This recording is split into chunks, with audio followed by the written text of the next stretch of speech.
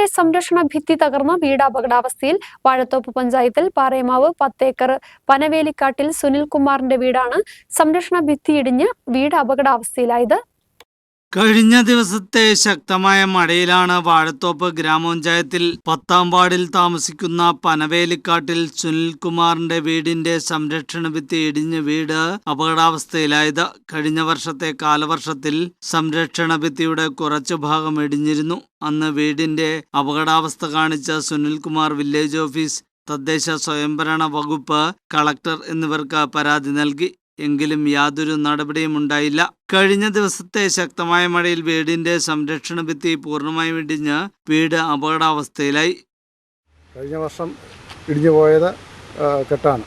അത് ഈ വർഷം വന്ന് ഇവിടെ മാന്തി കഴിഞ്ഞപ്പോൾ വീണ്ടും ബാക്കിയോടെ ഇടിഞ്ഞു പോയി. വീട് ഭീഷണിയിൽ നിൽക്കുകയാണ്. പഞ്ചായത്തിലും വില്ലേജിലും താലൂക്കിലും പരാതി കൊടുത്തു. എന്നിട്ടും തന്നെ കെട്ടിക്കോളാനാണ് പറയുന്നത്. വീടിൻ്റെ സംരക്ഷണ ഭിത്തി ആണ് ഇടിഞ്ഞു പോയേക്കുന്നത്. അത് എത്രയും പെട്ടെന്ന് അധികാരികൾ ഒന്ന് ഇടപെടണം, ചെയ്തു തരണമെന്ന് താഴ്മയായി പറയുന്നു. വീടിന്റെ സംരക്ഷണ ഭിത്തി പുനർനിർമ്മിക്കുവാൻ 4 ലക്ഷത്തോളം രൂപ ചെലവ് വരും. സാമ്പത്തികമായി പിന്നാക്കം നിൽക്കുന്ന കുടുംബത്തിന് ഈ തുക താങ്ങാവുന്നതിനും അപ്പുറമാണ്. അടിയന്തരമായി സംരക്ഷണ ഭിത്തി പുനർനിർമ്മിക്കുവാൻ സർക്കാർ സഹായം ലഭ്യമാക്കണമെന്നാണ് കുടുംബത്തിന്റെ ആവശ്യം. News bureau, Idukki.